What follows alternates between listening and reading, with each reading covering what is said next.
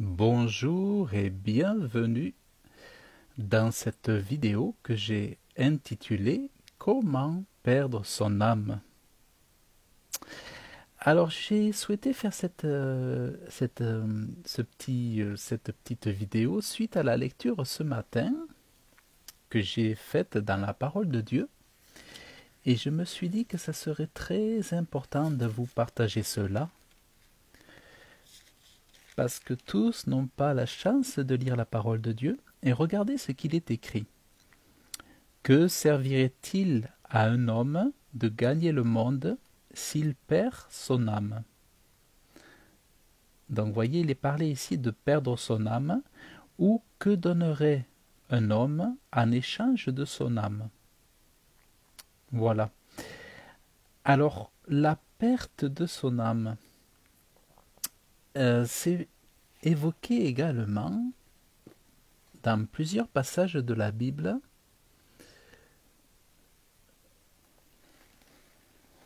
où il est dit « Ne craignez point ceux qui tuent le corps et qui ne peuvent point tuer l'âme, mais plutôt craignez celui qui peut perdre l'âme et le corps. » Donc on voit que on parle de perte de l'âme. Vous voyez, la perte de l'âme, il y a quelque chose qui est perdu. Donc autrement dit, il y a deux possibilités, c'est de conserver son âme et de perdre son âme. Mais de quoi s'agit-il? Que signifie cette perte de l'âme? Eh bien, j'aimerais vous en parler. Et regardez ce qu'il est écrit aussi.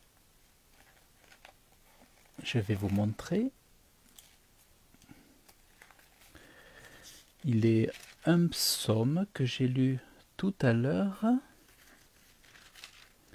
Psaume 78, verset 50.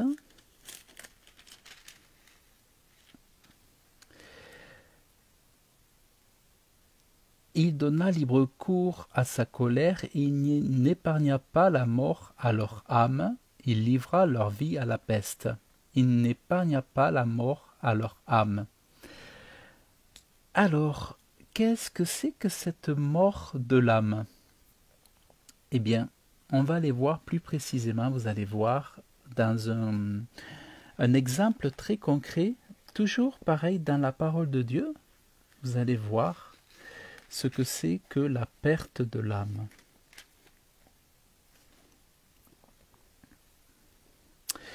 Je vais vous lire le passage. On appelle ce passage « L'homme riche et le pauvre Lazare ». Il y avait un homme riche qui était vêtu de pourpre et de fin lin et qui chaque jour menait joyeuse et brillante vie. Un pauvre couvert d'ulcères du nom de Lazare était couché à son portail.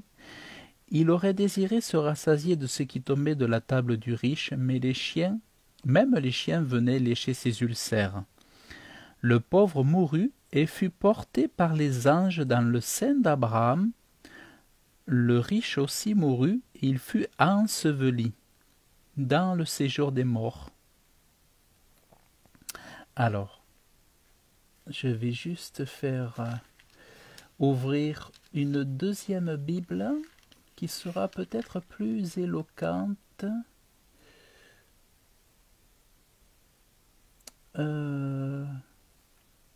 Voilà. Donc, et je continue la lecture dans une autre version de Bible. Et étant en enfer,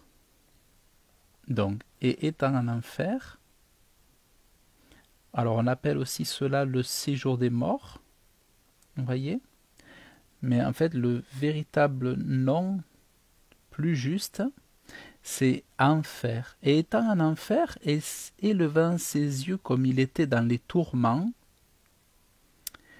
il vit de loin Abraham et Lazare dans son sein. Donc là, vous commencez à comprendre qu'est-ce que c'est que faire la perte de son âme. Vous avez deux éléments, l'enfer et les tourments. Donc je vais continuer. Et s'écriant, il dit « Père Abraham, aie pitié de moi et envoie Lazare qui, mouillant dans l'eau le bout de son doigt, vienne rafraîchir ma langue, car je suis grièvement tourmenté dans cette flamme. Et là, nous avons un troisième élément de ce qu'est la perte de son âme, c'est la flamme. Donc vous avez l'enfer, les tourments et la flamme. Abraham répondit, « Mon fils, souviens-toi que tu as reçu les biens en ta vie et que Lazare y a eu des maux, mais il est maintenant consolé et tu es grièvement tourmenté. En outre, tout cela, il y a un grand abîme entre nous et vous, tellement que ceux qui veulent passer d'ici vers vous ne le peuvent non plus que ceux qui veulent passer de là ici. » Et il dit, « Je te prie donc, Père, de l'envoyer à la maison de mon Père, car j'ai 5 frères, afin qu'ils leur rendent témoignage de l'état où je suis, de peur qu'eux aussi ne viennent dans ce lieu de tourment. » Vous voyez, donc on a ce qu'on appelle un lieu de tourment. Vous voyez, le lieu de tourment. Abraham lui répondit, « Ils ont Moïse et les prophètes, qu'ils les écoutent. » Mais il dit, « Non, Père Abraham, mais si quelqu'un des morts va vers eux, ils se repentiront. » Vous voyez, il est parlé de repentance, ici, se repentir. Et Abraham lui dit, « S'ils n'écoutent point Moïse et les prophètes, ils ne seront pas non plus persuadés quand quelqu'un des morts ressusciterait. » Donc, il est parlé de repentance aussi, se repentir. Alors, généralement, c'est la repentance, évidemment, des péchés, du mal que l'on a fait. Et donc, tout simplement, la perte de son âme, on le voit ici, c'est lorsqu'après la mort, une personne, au lieu d'être élevée vers le ciel par les anges, comme ce pauvre, vous avez le pauvre ici, qui a été élevé, qui a été pris par les anges pour continuer de vivre avec son âme, avec son corps dans l'éternité. Vous voyez, le pauvre mourut, mais il a été dans l'éternité transporté par les anges dans un lieu de repos. Là, il est parlé du sein d'Abraham, mais on sait qu'aussi on peut parler du paradis. Et en fait, pour l'autre, il a été en enfer. Et là, on parle de tourments, on parle de souffrance, de flammes de feu, et on parle d'un homme qui ne s'est pas repenti. Parce qu'il évoque le problème de la repentance. Donc, il semblerait que lui-même n'ait pas pratiqué ce qu'on appelle la repentance, et il s'en souvient si bien qu'il voudrait que quelqu'un aille dire à ses frères qu'ils aillent se repentir, parce qu'effectivement, il y a quelque chose après la mort, il y a une vie après la mort. Soit une vie heureuse pour ceux qui se sont repentis et qui ont aimé Dieu, soit une vie malheureuse dans les tourments, dans les souffrances, en enfer pour ceux qui ne se sont pas repentis et qui n'auront pas aimé Dieu. Et si simplement, j'étais en train de penser à ça, il suffisait dans la vie d'un homme dont une seule année correspond à 365 jours, dont 10 années correspondent à 3700 jours, s'il suffisait à un homme simplement de dire « Merci mon Dieu pour la vie que tu m'as donnée ». Imaginez que vous avez un Dieu dans le ciel qui vous donne la vie. Imaginez que vous avez un Dieu dans le ciel qui vous donne une journée, qui vous donne une semaine, qui nous donne un mois à vivre, qui vous donne une année à vivre, qui vous donne 10 années à vivre, il vous donne 20 années à vivre, il vous donne 30, 40, 50 années, peut-être 80 années, peut-être 90 années à vivre, et qu'il attend simplement de vous un merci, et qu'il attend simplement de vous un « Je t'aime, mon Dieu, pour la vie que tu m'as donnée ». Vous savez, rien que cela déjà pourrait beaucoup changer la destination éternelle de beaucoup d'hommes. Beaucoup se demandent pourquoi ils atterrissent en enfer. Eh bien, parce qu'ils n'ont pas été capables de dire merci, mon Dieu. Je reconnais que tu es mon Créateur. Et je me repens, je te demande pardon de t'avoir éloigné de mon cœur. Parce que ce que tu attendais de moi, c'est simplement un merci, parce que tu m'as donné tout. Tu m'as tout donné, tu m'as donné la vie. Tu m'as donné tout ce que je suis. Il suffit d'un merci. Il suffit de dire « Je te veux dans mon cœur, je veux sentir ta présence dans mon cœur ». Et voyez, rien que cela changerait totalement la destination de beaucoup d'hommes sur la terre, si simplement ils acceptaient de laisser rentrer Dieu dans leur cœur et de leur dire « Je t'aime ». Merci pour tout ce que tu as fait pour moi jusqu'à ce jour. Pardon, pardon de t'avoir ignoré. Pardon, je me repens de t'avoir oublié, de t'avoir négligé, comme si je m'étais fait moi-même, comme si la terre était créée par une explosion bizarre. Et parce que j'ai écouté les mensonges de ceux qui disaient qu'il n'y a pas de Dieu, parce que j'ai écouté toutes les théories stupides qui sont enseignées dans les écoles. Ah, merci, merci mon Dieu, si simplement, je disais merci mon Dieu, si simplement je disais viens mon Dieu, dans mon cœur, viens dans ma vie, et je te demande pardon de t'avoir mis loin de moi, de t'avoir écarté de ma vie. Et voyez, ça changerait beaucoup, parce que on ne s'inquiète pas de laisser rentrer la colère dans nos cœurs. On ne s'inquiète pas de laisser rentrer la haine, l'amertume, la méchanceté. Alors pourquoi laisser rentrer le diable et ne pas laisser rentrer Dieu? Pourquoi laisser rentrer le mensonge et ne pas laisser rentrer l'amour, la vérité, la vie dans nos cœurs? Et c'est ça le message aujourd'hui pour toi, c'est que Dieu veut que tu le laisses rentrer dans ton cœur. Et je crois qu'aujourd'hui, tu peux tout simplement dire ces quelques mots. Merci, je t'aime, je crois, je te demande pardon, je me repens, et je vis vivre mon éternité auprès de toi. Je veux que mon âme ne se perde pas dans ce lieu de tourment. Voyez comment une vie d'homme peut changer rapidement et comment un homme peut éviter de perdre son âme. Voyez comment c'est possible. Et donc, c'est ce que je vous montrais, c'est que à un moment donné, quand on s'écarte de Dieu, quand on l'a ignoré toute sa vie, eh bien Dieu fait justice sur nos âmes et en faisant justice, il condamne, il punit l'homme d'avoir rejeté Dieu toute sa vie. C'est simplement de la justice. C'est qu'à un moment donné, à la mort, vient le jugement, parce qu'après la vie, à la mort vient le jugement qui tombe, la sentence finale.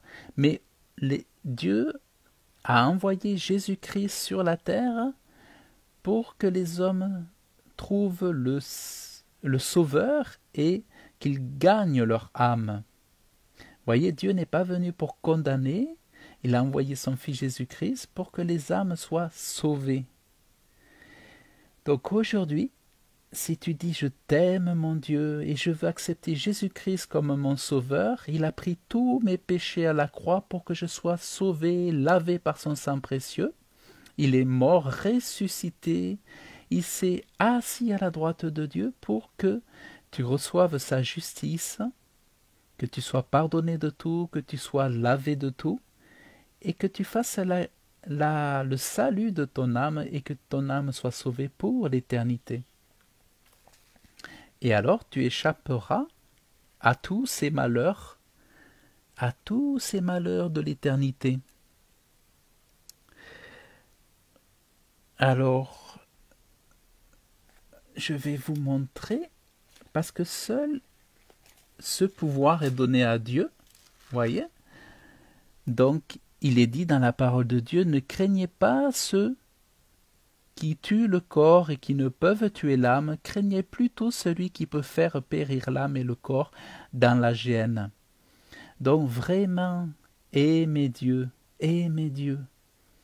Vous savez, pourquoi aussi cela? C'est parce que ce que les gens oublient, c'est que Dieu est un Dieu d'amour, certes, mais c'est un Dieu des armées. C'est un Dieu des armées, c'est un Dieu des combats, des victoires contre l'injustice, contre le péché, contre le mal, contre la perversité. Dieu fait la guerre à tous ceux qui ont la haine. C'est un Dieu des armées. Le Dieu qu'on présente comme le Dieu d'amour, c'est aussi un Dieu des armées. Et c'est ça que les gens ne comprennent pas. Mais il suffit d'aimer ce Dieu qui vous donne la vie, qui nous donne la vie. Et nous échapperons à son jugement après la mort pour ne pas faire la perte de nos âmes. C'est vraiment important. Regardez ce qu'il est écrit. Et alors,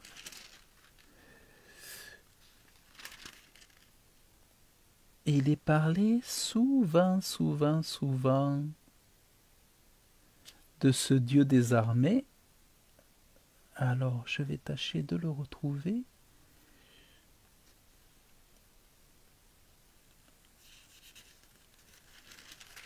Je vais tâcher de le retrouver.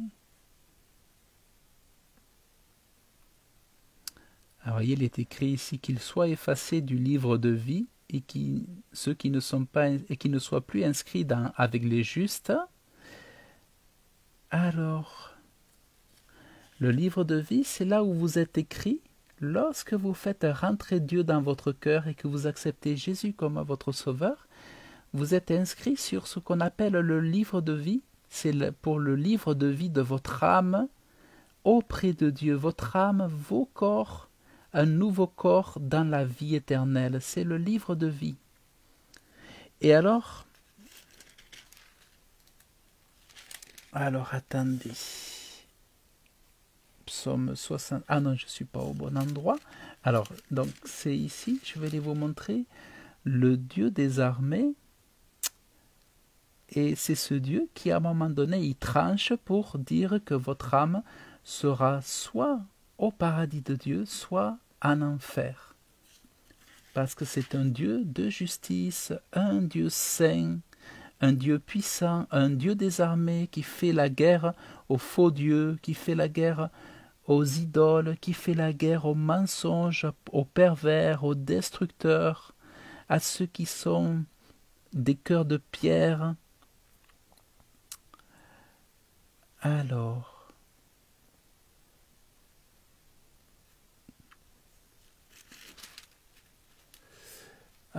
où c'est que... non. Alors, je voulais vous montrer le Dieu des armées.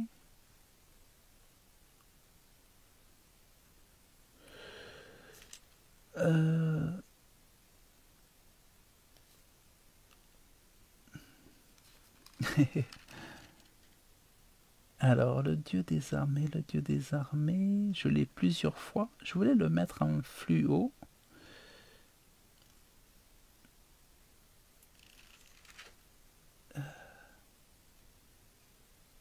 En fait, je voulais juste vous le mettre sous les yeux.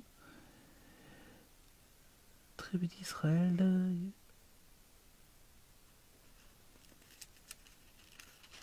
Alors, on est bien là.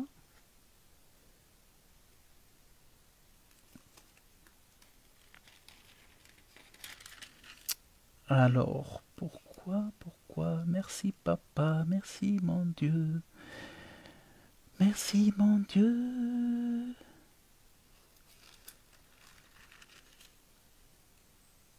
Alors, je me rappelle dedans. Tu as conduit son peuple, Dieu ne fait de nous.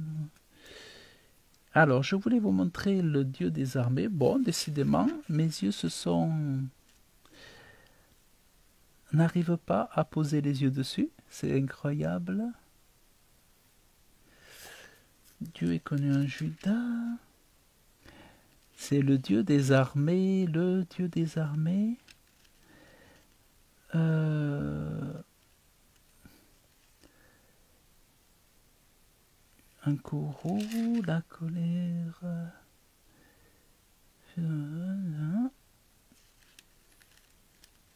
Ah ben je trouve pas. C'est comme si ça avait disparu.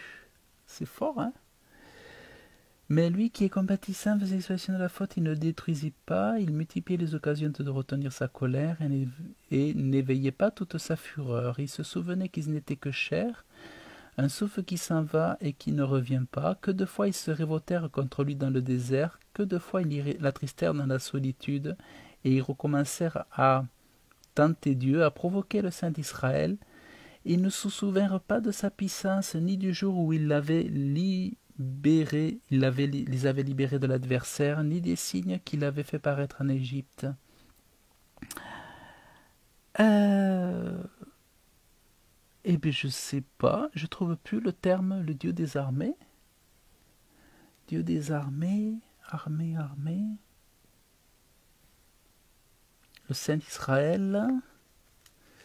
Bon, je fais une focalisation là-dessus parce que je trouvais important de vous montrer que c'est un Dieu des armées, donc un Dieu des combats, un Dieu qui fait la guerre, un Dieu qui fait la guerre à l'absence d'amour, un Dieu qui fait la guerre à ceux qui n'aiment pas Dieu à un moment donné, voyez. Donc c'est important de savoir que quand on n'aime pas son Créateur, quand on n'aime pas celui qui nous a créés, nous avons un gros problème. Et à un moment donné, Dieu attend de chacun des hommes qu'ils se mettent à l'aimer. Aimer Dieu, aimer Dieu, aimer Dieu, aimer son Fils. Parce qu'à un moment donné, Dieu fait la guerre à ceux qui n'ont pas d'amour. Dieu fait de la guerre à ceux qui sont mauvais, méchants. Dieu fait même la guerre à ceux qui sont dans l'incrédulité, voyez, ceux qui n'ont pas la foi en lui. À un moment donné, c'est malheur à eux. Voilà. Mais en attendant, aujourd'hui, tant que vous êtes vivant, Dieu veut vraiment vous sauver. Et c'est ça vraiment qu'il faut comprendre. Et alors, nous sommes bien le 16. Bon. Armée.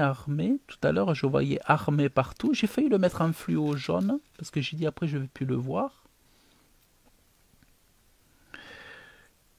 Voilà. Bon, bah écoutez, c'est pas grave. Je trouve pas armée. Merci papa, montre-moi l'armée. Montre-moi l'armée. Pourquoi je vois plus l'armée? C'est comme si j'étais aveuglé. Au nom de Jésus. Montre-moi l'armée, Dieu des armées. Au nom de Jésus. Au nom de Jésus.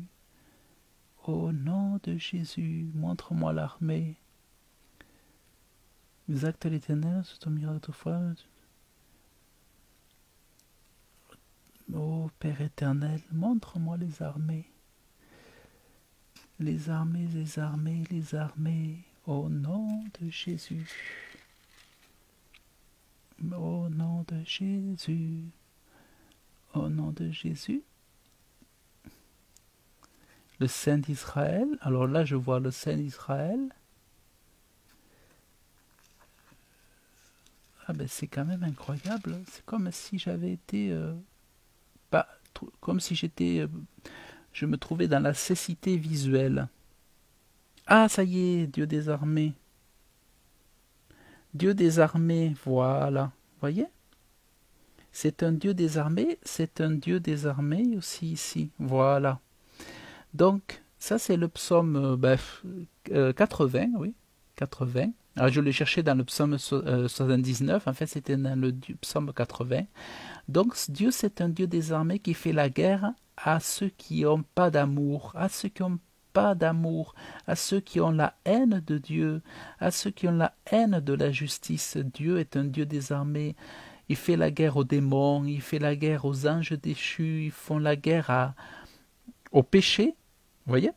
C'est un Dieu qui fait la guerre au péché. C'est pour ça que tout ce qui a rapport au péché, tout ça, c'est voilà, c'est un Dieu saint et c'est un Dieu des armées. Donc soyez dans l'amour et vous n'aurez pas de problème avec ce Dieu merveilleux. Donc c'est un des aspects de Dieu que les gens ne connaissent pas suffisamment. Et c'est vrai que dans le psaume 80, il est souvent parlé de ce Dieu des armées. C'est vraiment très important de le comprendre. Voilà, vous l'avez souvent, Dieu des armées, voilà.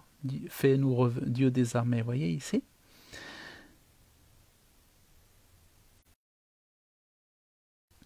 Eh bien, voilà ce que je voulais vous partager. Donc, tout simplement, aimez Dieu.